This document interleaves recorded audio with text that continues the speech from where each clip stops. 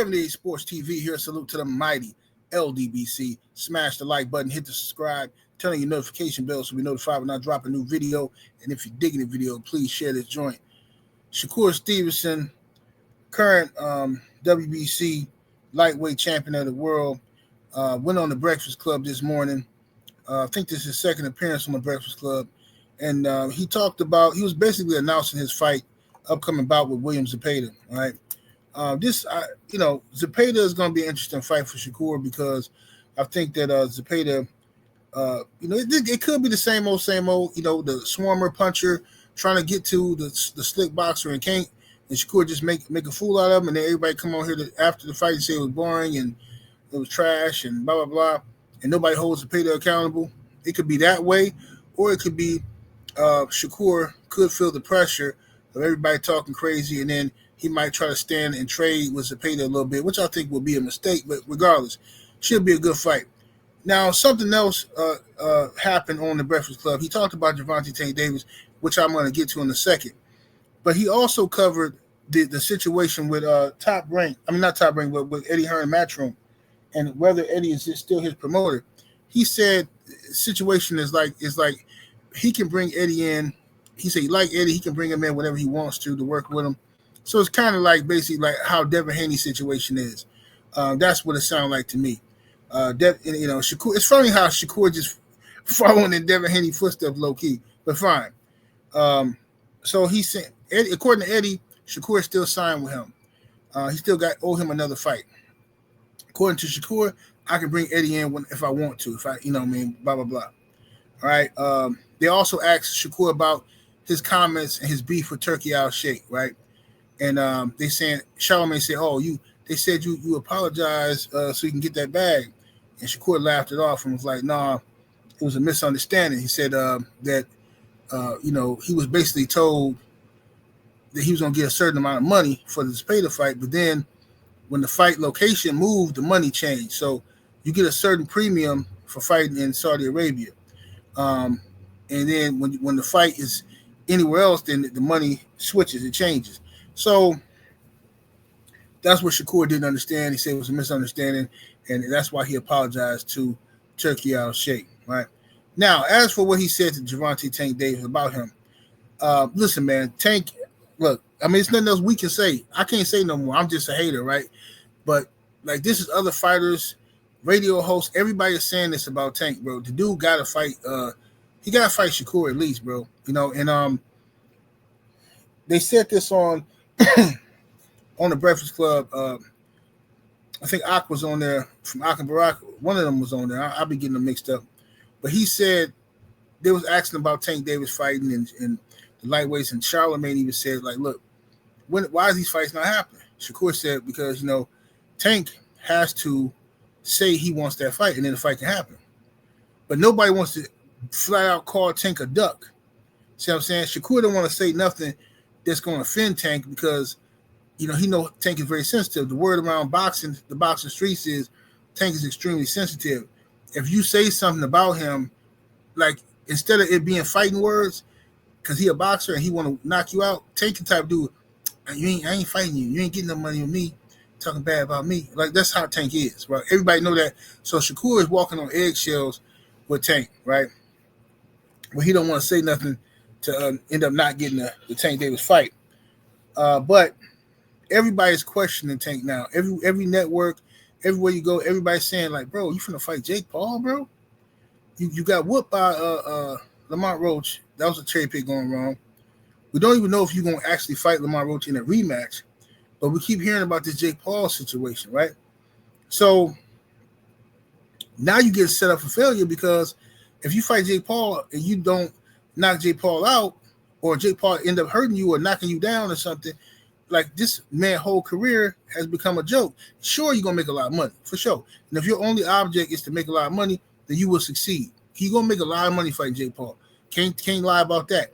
However, if you go up in there and Jake Paul with over 200 pounds, 190 pounds, whatever he's going to be on fight night, dude hit you and drop you or wobble you or anything, bro, if you don't stop this dude, you're going to look like a clown to the streets. Now, the hardcore boxing fans know you shouldn't even be in the ring with Jake Paul because they have weights weight limits, weight divisions for a reason. But the casuals are gonna be like to them, like, bro, you got whooped by Jake Paul. Charlemagne said on the Breakfast Club, he said if Tank fight Jake Paul, if Tank don't knock out Jake Paul in the first 30 seconds, then the fight is fake. So if Charlemagne thinking like that, how many other people is thinking that Tank just supposed to knock out this 200-pound Jake Paul? Shakur Stevenson had to tell him, like, nah, man, that's not, like, no, Jake Paul a big dude. Jake Paul like over 200-some pounds, 230 pounds, whatever. And Charlemagne was like, nah, man, still, man, Tank supposed to knock this dude out, you know what I'm saying, early. He supposed to knock him out quick, blah, blah, blah. So that's what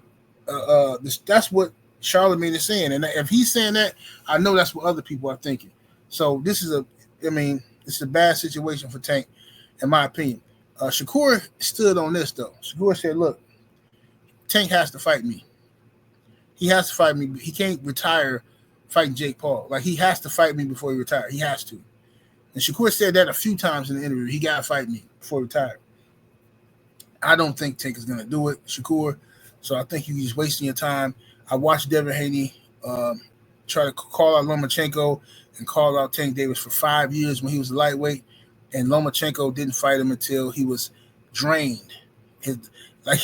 Lomachenko didn't want to fight him until he was absolutely drained and where he thought Devin Haney was going to be a skeleton. Think about that now. Lomachenko didn't fight Haney until Haney came on the scales looking like Skeletor. His face was all sunken in against Kambosos for that rematch, I think it was. And that's when Lomachenko wanted to fight him, where he thought he had an advantage, right? And he cried in the locker room. So Tank has never agreed to fight Devin Haney, no matter what Devin Haney done. His fans just, whatever, I don't want to get on them. They don't require him to fight nobody. They just like looking at his braids and stuff, like his tattoos and teardrops and stuff. You know what I'm saying? Teardrops and closed caskets. Will I forever be alone? I'm sorry, yo. I'm sorry. I be doing that sometimes, having flashbacks. But anyway, so Tank has to fight Shakur Stevenson. I still believe he has to do that. Yeah, and he has to fight Keshan Davis as well before he retires. To me, he just has to. Otherwise, it's going to come back to bite him later on. He'll be remembered as an exciting fighter, a knockout artist, but a guy who didn't fight the best guys of his era. That's what he's going to be remembered as, right? And that's just what I believe. And he's going to try to come back to boxing years later to make some money. You know what I'm saying? Because with the way the world going now, you're going to lose your money. I mean, the way Tank move and the way the world going right now, bro, it's open season on black men. Chicks from 30, 40 years ago just pop out on you. Yeah, I was his Uber driver, and then he just turned around and jumped on me. And why didn't you say something back then? Why didn't you call police? I was scared. Like, you shut up. But that's what's happening now.